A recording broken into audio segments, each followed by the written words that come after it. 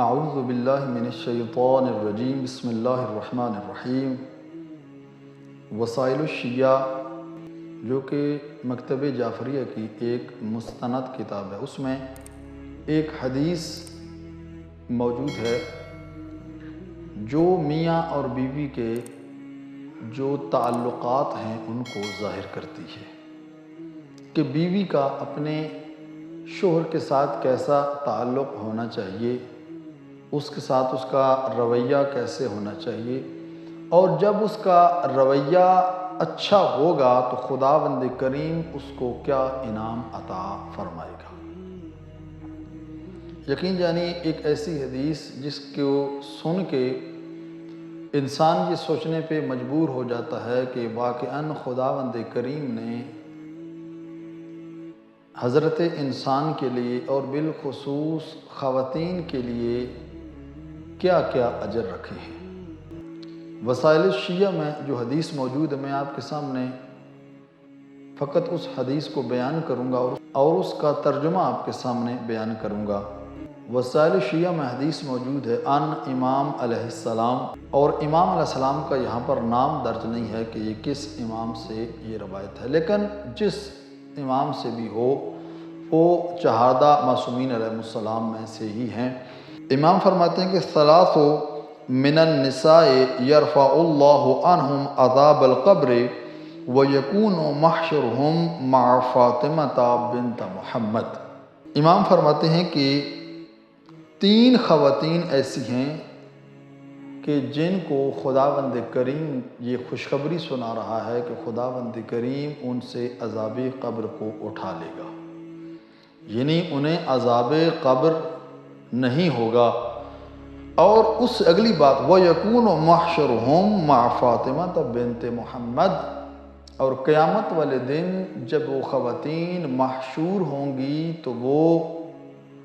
جناب سیدہ کونین کے ساتھ محشور ہوں گی۔ آپ دیکھیں کتنا بڑا مرتبہ ہے خواتین کے لیے کہ خواتین جب فاطمہ زہرا سلام اللہ علیہا کے ساتھ محشور ہوں گی تو ان کا مقام اور مرتبہ کیا ہوگا۔ کون کون سی وہ خواتین ہیں کہ جن کو خداوند کریم یہ قدر و منزلت عطا کرے گا کہ پہلا انعام انہیں عذاب قبر نہیں ہوگا، اور دوسرا انعام کہ جناب سیدہ کونین کے ساتھ وہ محشور ہوں گی۔ امام فرماتے ہیں امرأۃ صبرت علی غیرت زوجہا، اللہ اکبر، کہ وہ خاتون کہ جو اپنے شوہر کی غیرت پر صبر کرتی ہوگی۔ غیرت پر صبر کس طرح؟ یعنی کسی شوہر کی غیرت یہ گوارا نہیں کرتی کہ کوئی خاتون بغیر کسی پردے کے باہر جائے، کسی شخص کی غیرت یہ گوارا نہیں کرتی کہ وہ غیر مردوں کے سامنے جائے۔ سرکار فرماتے ہیں کہ اگر وہ یہ کام کرے گی کہ وہ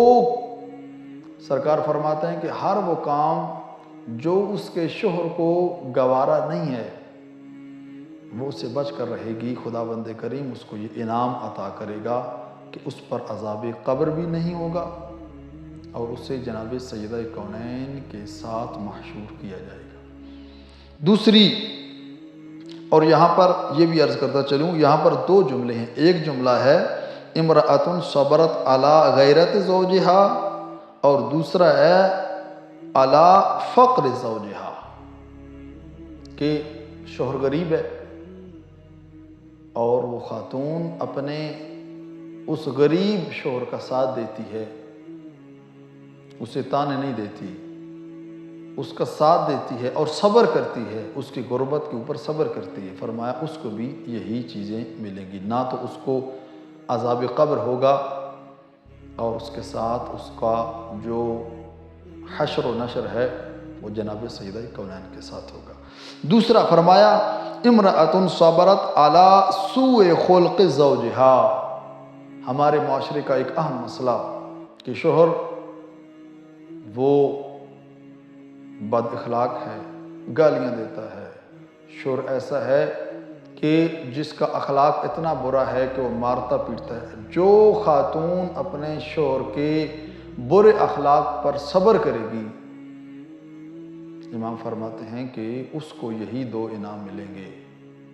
کہ نہ تو اس کو عذاب قبر ہوگا، اور دوسرا یہ کہ اسے جناب سیدہ کونین کے ساتھ محشور کیا جائے گا۔ اور پھر تیسرا فرمایا امرأۃ وہبت صداقہا لزوجہا، وہ خاتون جو اپنا حق مہر اپنے شوہر کو معاف کر دے، فرمایا خداوند کریم اس کو بھی یہی انعام دے گا، اس کے اوپر عذاب قبر بھی نہ ہوگا، اور جناب سیدہ کونین کے ساتھ اس کو محشور کیا جائے گا۔ اور پھر امام علیہ السلام نے یہ فرمانے کے بعد ایک آگے جملہ فرمایا کہ دو جو انعام ہیں وہ تو یہ ہیں کہ نہ تو عذاب قبر ہوگا،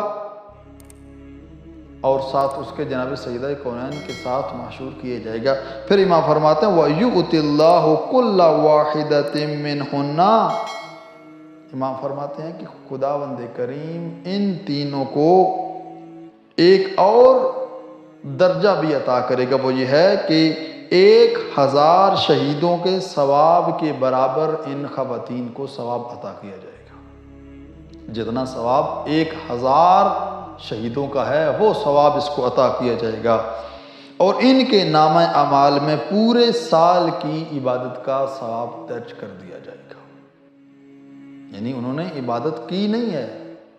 لیکن خداوند کریم ان کو یہ انعام عطا کرے گا کہ ان کو پورے 1 سال کی عبادت کا ثواب عطا کرے گا۔ اگر انسان اس پوری روایت کو دیکھے تو ان میں سے جو سب سے اہم چیز ہے وہ یہ ہے کہ کتنا مرتبہ ہے اس خاتون کا جو جناب سیدہ کونین کے ساتھ محشور ہوگی، اور جب جناب سیدہ کونین کے ساتھ محشور ہوگی تو یقیناً جنت بھی اس پر واجب ہے،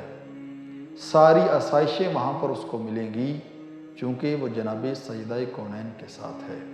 دعا ہے خالق کائنات کی بارگاہ میں خداوند کریم ہمیں اور بالخصوص ہماری خواتین کو ان احکام الہیہ اور فرامین معصومین علیہ السلام پر عمل کرنے کی توفیق عطا فرمائے۔ والسلام علیکم ورحمۃ اللہ وبرکاتہ۔